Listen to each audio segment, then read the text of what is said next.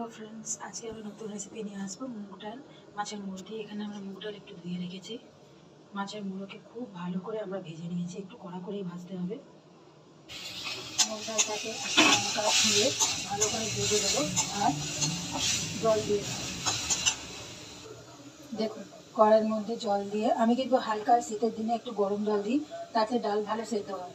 কড়ার মধ্যে জল দিয়েছি, হলুদ দিয়েছি, এবার এটা আস্তে আস্তে সেদ্ধ হবে।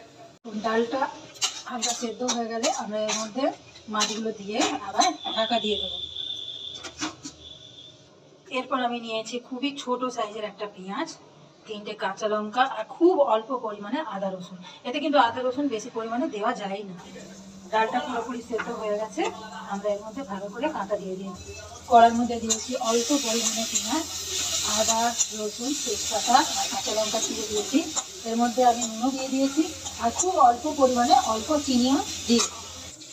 আচ্ছা দেখুন, আমি এর মধ্যে খুব অল্প পরিমাণে হলুদ দিয়েছি। আমি ডালে যেহেতু হলুদ দিয়েছি তাই তো অল্প পরিমাণে হলুদ আর অল্প ধনে জিরে দিয়ে ভালো করে কষিয়ে নিই। দেখুন, এই মশলার মধ্যে আমি ডাল মাছ সব দিয়ে দিয়েছি। এবার এটা আস্তে আস্তে হবে। এই যে ডাল আমাদের রেডি, সবার শেষে দিয়ে দেবো অল্প গরম মশলা, এটা দিয়ে ঢাকা দিয়ে দেবো।